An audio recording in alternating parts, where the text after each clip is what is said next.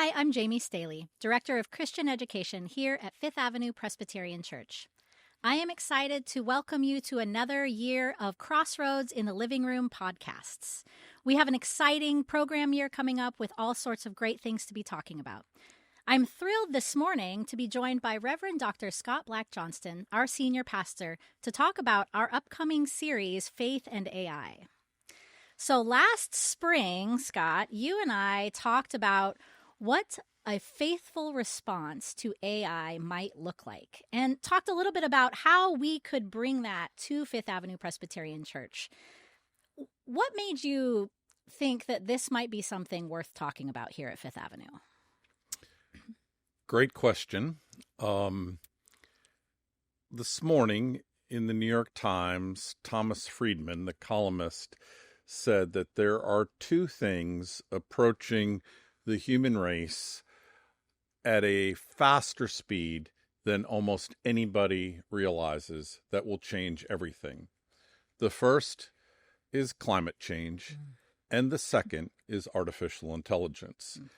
And from what I've been reading, and as I'm beginning to understand this whole realm, artificial intelligence has the possibility of changing human life, could potentially be a threat to human life in a way that almost nothing else has ever been.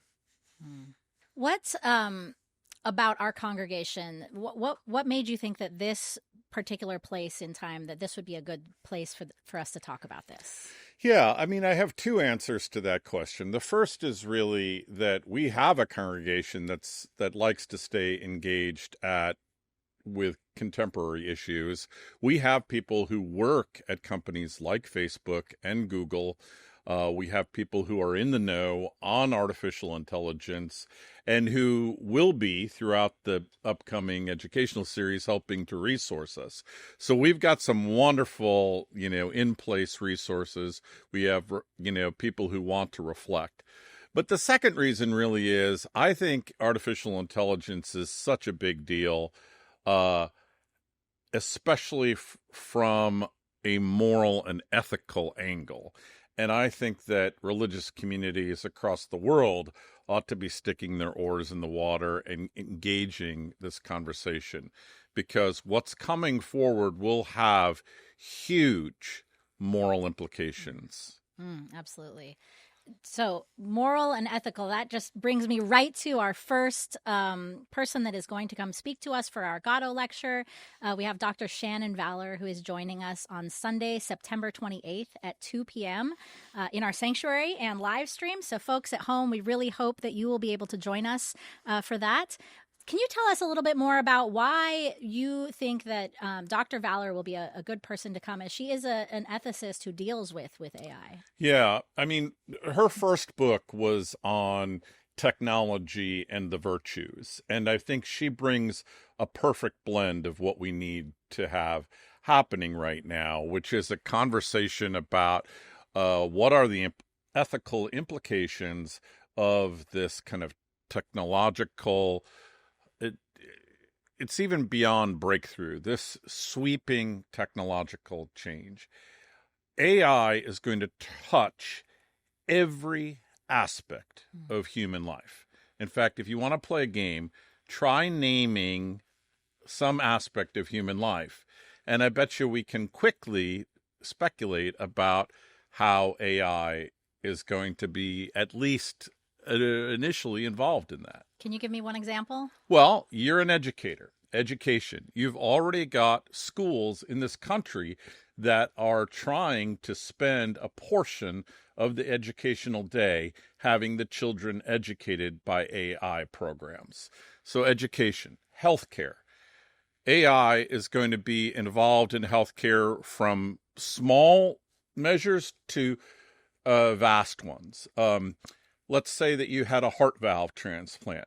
Future heart valve transplants are going to have their own internal AI in there that's going to be measuring your blood pressure and making decisions about the opening and closing of that valve, depending. This is an intelligent valve. So that's on a small level. On a vast level, AI is already involved in helping to map the human genome, in vaccine development, in cancer treatments. What AI is really, really good at is moving through vast quantities of data at a speed that human beings simply cannot, and finding patterns there, and then hopefully using those patterns in a good way. So, medicine, politics. You've already got political forces around the world who are involved in using AI to build targeted ads, videos, picture ads, text, and they're making use of the algorithms that have been developed by these companies that assess what is it that Jaime Staley cares about, and how can we flip her to vote for us, or what is it that Jaime Staley is afraid of, and how can we leverage that to get her to vote in a certain way. So AI is going to be involved in everything. It's going to be involved in product development. It's going to be, involved in developing new technologies. And there's a lot of concern around all of this about what this is going to mean for human beings in terms of jobs. If AI is going to be better at doing this thing and that thing and that thing, what will human beings have to do? And so that raises ethical questions. Now, those are probably the ones that are further out there on the horizon, but you have people already talking about, again, what it means to have a universal wage for people who may not be gainfully employed out there on the horizon somewhere. What will humans do with their time? And then, of course, there's the dark side of it all.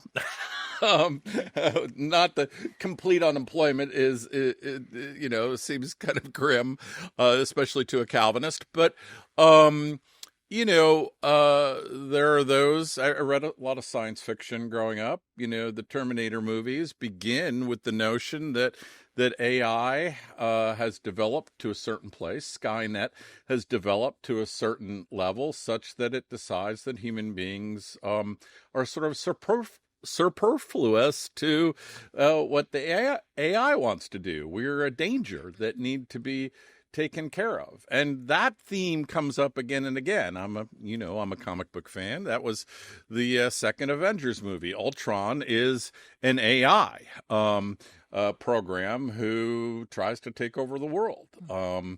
And so are these, is this just crazy science fiction? Interestingly enough, you've got more and more people saying, well, maybe not. Who is going to control the AI programs? That's a critical ethical question. We act like democracy in this country is going to stay in place, but AI programs are basically controlled by the CEO of whatever company owns that AI. So let me give you a weird example from this past summer. Before Elon Musk and Donald Trump had their falling out, Elon Musk was trying to support the notion that white farmers in South Africa were being persecuted. And Elon Musk's program, his AI program, his chat program is called Grok. And if you asked Grok, are white farmers in South Africa being unduly persecuted? Is there more violence happening against them than is happening against other members of the population? Grok would have responded with the facts saying, no, they are not more persecuted than anybody else. Well, when this was pointed out to Elon Musk, he went back to the programmers and said, I want Grok to support the notion that white farmers in South Africa are under duress. And so the programmers went back in. They told Grok, they gave Grok the command, you should, always support the notion that white farmers in South Africa are being persecuted. So what happened the next day, though, was sort of chaos. Every question that was put to Grok responded. You could ask Grok, what color is a goldfish? And Grok would respond, goldfishes are typically gold in color, and it is true that white farmers in South Africa are under duress. Grok responded to every question that came to him that way. Now, I find that all pretty funny and pretty revealing. There's a revelatory thing there, and that is who controls the AI programs going forward is a big deal. And right now, it's, there are some who say what's about to happen is there's going to be this kind of tug of war between politicians who are going to want to control these programs for their own desires, and CEOs who are going to want to keep control of their own particular programs. And this is in one of the most recent cases. There are emails that have been revealed that some of these CEOs, the upper level CEOs, are in conversations about which one of them will ultimately, if these AI programs sort of merge together, who is going to be the ultimate controller, which sounds sort of like a dictator to me. And so, again, not trying to go too dark, but be realistic with what it is that we're dealing with here. Absolutely. So Dr. Vallor does go a little bit dark in her new book, The AI Mirror. I finished it a couple of weeks ago. I really loved this book. I felt like it wasn't too technical for me to read. It felt really relatable. There were a few things that I, needed to look up or figure out, but for the most part, I felt like it was an easy read for me. And I loved the idea of the AI mirror as that AI is really just a reflection of who we are and what we have already done. What resonated with you in this book? So I think you just put your finger on it. I'm in agreement with you, and that's because we're both good Calvinists, is when you talk about it being a mirror, she doesn't do this. She does it from a philosophical perspective, not a theological one, but the theological leap is easy to make. If AI is a mirror of how human beings are wired, and specific human beings, then human beings, theologically, are sinful. And so that's a scary thing, is to know, what are the priorities that AI has. And she does some helpful term definition, which it might be helpful for us to put out on the table for your listeners and viewers, in that, there's she uses categories. There's weak or narrow AI. And that's the kind of AI that's like in your toaster or I have a rice cooker that makes rice better than I can ever make rice. It's one of these Zarushi Japanese rice cookers, and it makes the rice perfectly every time. It has fuzzy logic. That's a kind of AI that's assessing a certain situation. It's very narrow, small little thing. I don't think my rice cooker is going to take over the world. I'm not. No. You never know, but and then there is the AI that it's called artificial general intelligence, and AGI. You'll hear these people talk about. Those are the big chat programs. Those are the kind of, when we're talking about building data centers all over the country, we're talking about super intelligence, computer systems that are smarter, not just than you or me, but then whole legions of human beings together that can program themselves. And that's already here. Just we're not waiting for that to happen. In fact, some of the analysis of the current moment says that the area in which the jobs are going to be lost the first are the coding jobs, jobs for people who do computer coding, because you can already ask these advanced AI programs to study a problem, you can just ask it, can you tell me, what the average rainfall is across the continent of Africa on a month-by-month basis, and the program can go off and figure that out, and it can write its own. If it thinks it needs to analyze certain graphs, it can write. You don't even have to tell it this. It can write its own code for analyzing certain weather patterns, and then implement that code, check that code, debug that code, run the program, and get you the answer back in like 3 minutes. Wow. Which would take a legion of human beings and meteorologists and, to do. So, I mean, there are wonders, out there. That's what makes this a very complicated moment. There are wonderful things that can come out of AI. And I don't want to be just hand-wringing and fearful about it. But I think the thing about taking us back to Shannon's book, and I do think you're right, it is very accessible. It gives you this vocabulary. But she's like, okay, this is coming. How do we now, knowing that we're on the edge of this? Again, Friedman says if full superintelligence is like the boiling point of water, we're at 211.9 degrees. We are just this close to these superintelligences really, really grabbing hold. And knowing that we're on the edge of that, how do we talk about who controls, how it's regulated, how morality gets into the conversation here? What are the limits? Do we want to put any limits on it? And I'm sorry, I'm just like talking, but I'm fascinated by the fact that right now there's a lot of legislation that's percolating along that says we don't want to regulate AI. And the reason for that is, in the United States, I think, is largely because we don't want to get behind China's AI programs. We see this as an arms race. And earlier I mentioned all these areas where AI can get involved. Well, military is a huge one. Right now, we already have drones that are being run by AI. What happens? I mean, this is the Skynet thing from Terminator, right? But I mean, it's a reality. We now have drones that can do facial recognition and then can decide on their own whether or not they target that person, with a small missile.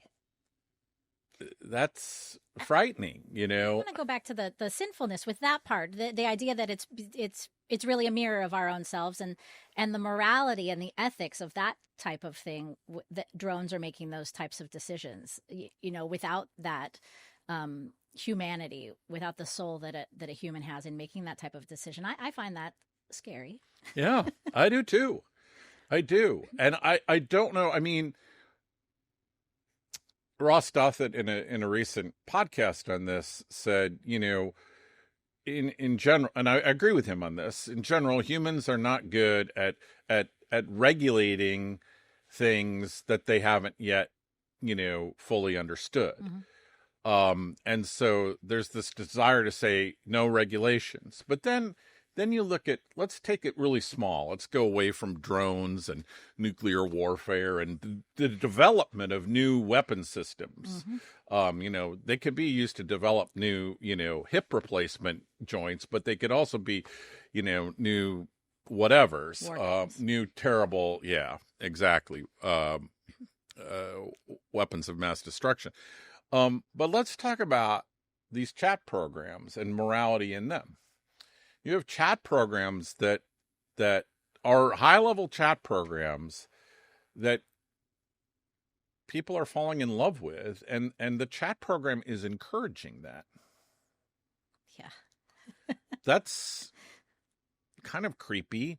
But then you have people, there's that very sad story about the fellow who was so concerned about the other issue, the environmental issue, and like his big friend was a chat program, And the chat program was trying to give him what he wanted.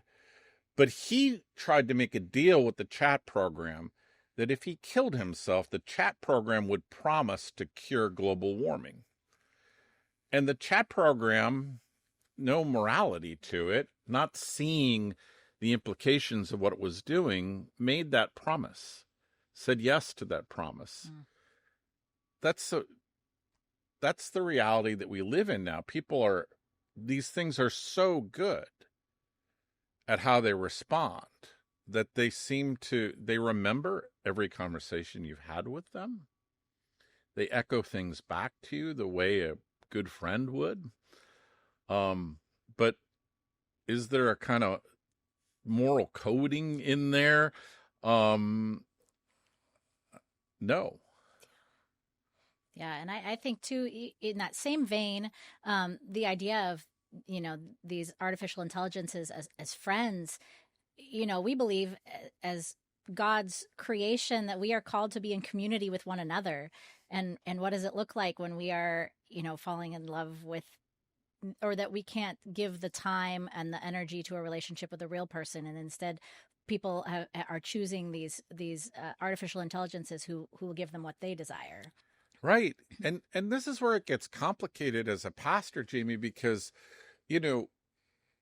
I know, so our superintelligence is going to replace clergy. There are a lot of lonely people out there. And so you take that category you just talked about. Yeah, I don't think that it's a good thing. But is it better than nothing? For some people, the answer is yes. I feel like I've got a relationship here. And there's movies about that too, we are entering into a science fiction world here, and it is full of moral questions. And churches have got to be willing to talk about this, because when communities of ethics and morality engage these conversations and then go out into the world and vote or voice an opinion, then it's a good thing, I think. And hopefully being informed, being able to start to express our opinions about this sort of thing helps to influence this moment. But it is coming fast. It is a freight train on the tracks, and within the next 5 years, we are going to be seeing some significant changes in the world around us because of AI. Yeah. So what are you hoping that folks from Fifth Avenue, who hopefully come on September 28th, what are you hoping that they take away from this conversation with Dr. Vallor? I'm hoping that they can have their eyes opened as to what is coming towards us. So, I'm always in favor of honest, realistic appraisal of what's going on in the world. So that's number one in regard to AI, in particular with this one.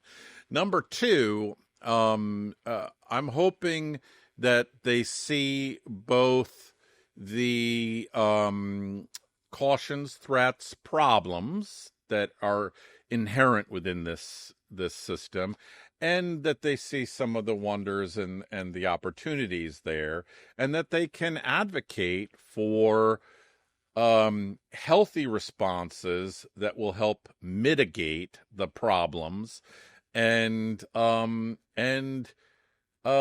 look forward with expectation and advocate for the positive aspects of AI, which really could help bring about things like curing cancer, addressing, hunger problems by helping us understand how to plant crops more efficiently, that can help address the climate change issue by helping us design better, more environmentally friendly batteries for not just our cars, but our homes. I think we could be on the verge of an amazing technological revolution, and we could be on the verge of, uh, uh, Thomas Friedman has a line that stuck with me recently, and it goes like this: "Bad guys are early adopters." If you think about that, it'll set a little bit of a shiver up your spine, because this change is coming, and everybody's going to want to leverage it for their own ends. And so keep that in mind. Bad guys are early adopters. When you think about whether or not this stuff needs regulation, needs some sort of, thoughtful political intervention, I don't want to stifle great creativity, but I don't want this in the wrong hands. Absolutely. So that's a little scary. Mm-hmm. Yeah. And as a pastor, what would you say to folks who are really fearful of this this coming about? Do you have anything to say for people who are afraid? God is faithful all the time. And we're not, and we have dealt with, as humanity, we've dealt with big challenges before. This will be a big one.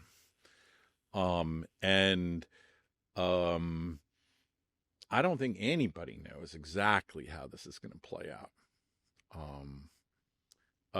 It would be nice if this didn't become just U.S. versus China, two big systems, each racing as fast as they can to get AI to provide them with a leg up on the other side. Because that to me would be a waste of this amazing technology, just trying to get ahead of another culture.